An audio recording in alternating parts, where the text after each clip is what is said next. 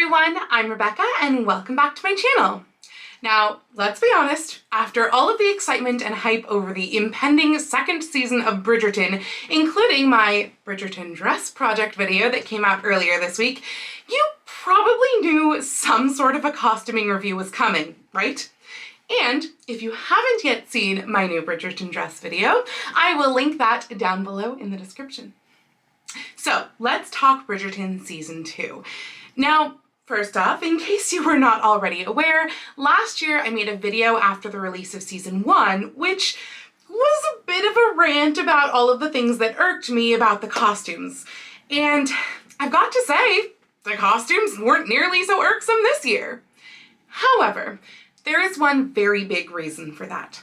Last year, we were given this new show and told all these things by the production team about how historically accurate the costumes were. Except they weren't. Like, basically not at all. This year, on the other hand, we have heard no such tall tales. And in fact, in the years since, Bridgerton has basically created its own core aesthetic, though admittedly it goes by the misnomer of Regency Core.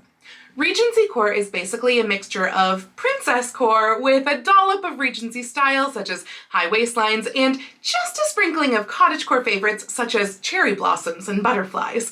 So, going into Season 2, this is what we have now come to expect from our favorite Netflix show. The high-waisted columnar styles of the Regency period in a myriad of lovely colors with lots of sparkle. And you know what? Season 2 really delivers. In fact, it delivers so well on this promise that I really wasn't sure there was much to talk about in this video. Because all through my first viewing of this second season, all I could really think of when looking at all the pretty assembly of costumes was that it was completely as expected. Bridgerton Season 2 has furnished us with a cornucopia of costumes that are both gorgeous to the eye of a modern audience who knows nothing about historical costuming, and are possibly the right silhouette for a Regency set spectacle. It met my expectations quite well, even if I was secretly hoping deep down that we would actually get to see Queen Charlotte and the rest of the court in actual English Regency court gowns. But okay, let's be honest, I knew that was never going to happen. It was just wishful thinking on my part. And if you are unfamiliar with Regency era court gowns, please go do yourself an absolute favor and watch my video from last year where I talked all about the wonderful ridiculousness of these styles, which I have linked up here and down below in the description. Back to Bridgerton.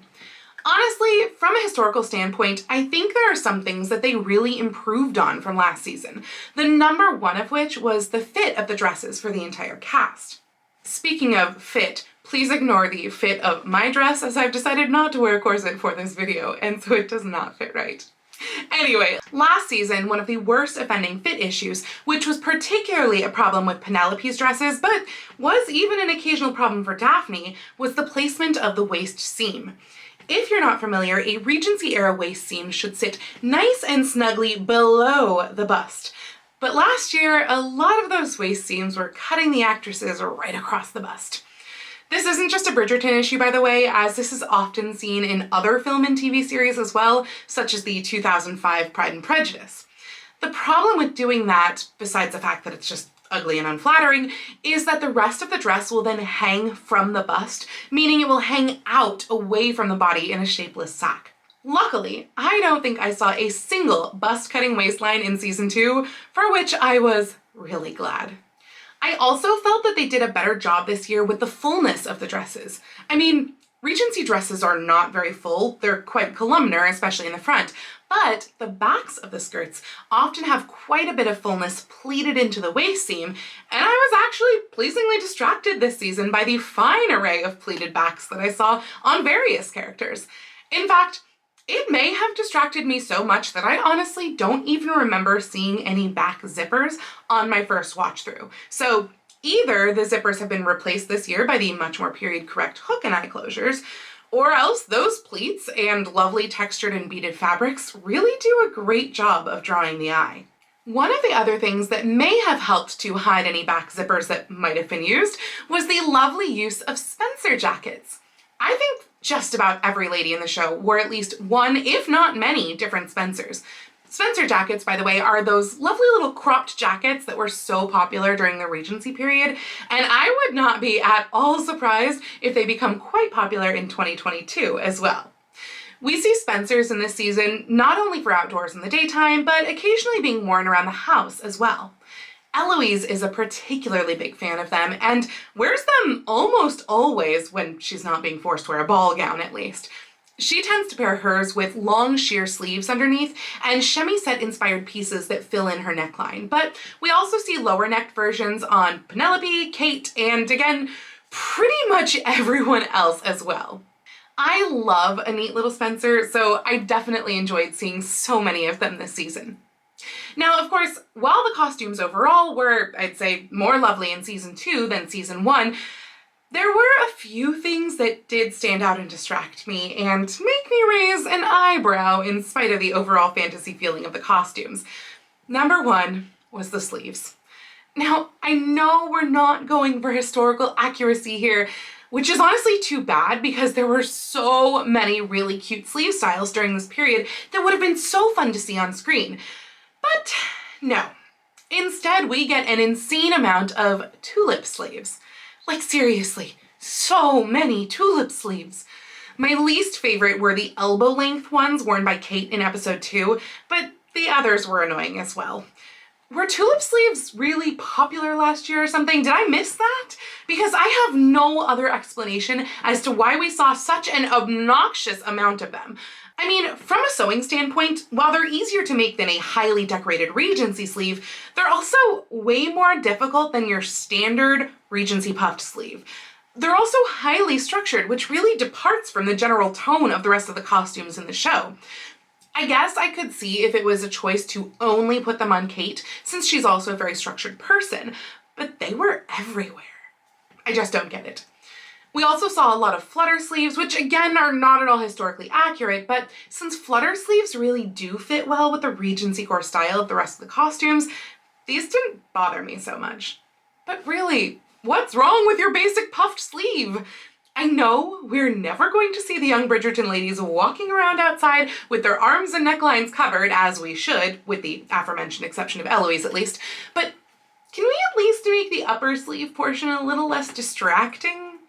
Speaking of Eloise and distracting though, what was with her pancake hat?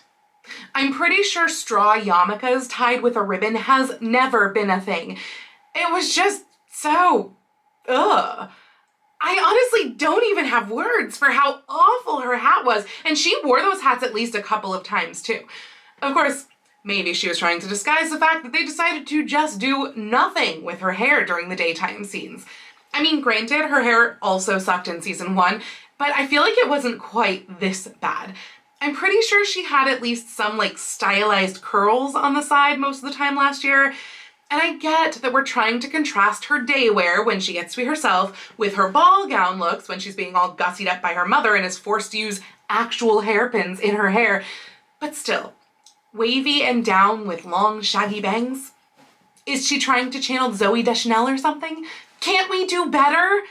I love Eloise as a character, but her hair and that hat, just no. On the other hand, she looked absolutely gorgeous in the ball scenes. Lady Bridgerton clearly has good taste because Eloise cleans up very nicely, even if she hates having to do it. I thought her gowns with their level of embroidery were super classy, and like Daphne before her, she had a very Audrey Hepburn-like look to her. A big contrast to her day wear. And yes, I know, that's what they were going for, a contrast. A couple other nitpicky things that distracted me a bit. First, the hats. I mean, Eloise's hat was by far the worst offender, but the others were interesting. I feel like, after last season, the costume designer heard all of the cries of historical costumers everywhere bemoaning the fact that nobody was wearing any hats or bonnets, and then went to some high-fashion British royalty hat shop and was like, yeah, that'll do. That will make them all happy. I mean, I suppose I appreciated that they had something on their heads, but it looked like they were going to a royal wedding nowadays and didn't have anything remotely to do with the Regency period. I guess at least they were pretty and flowery.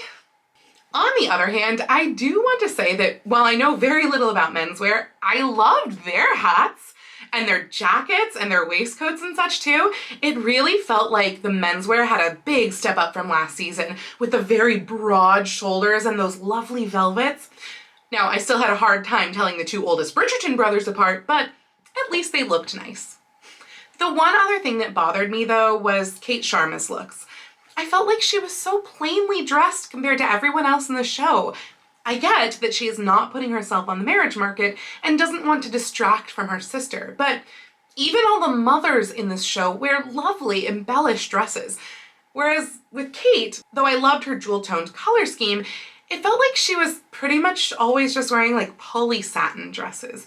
They were all so shiny.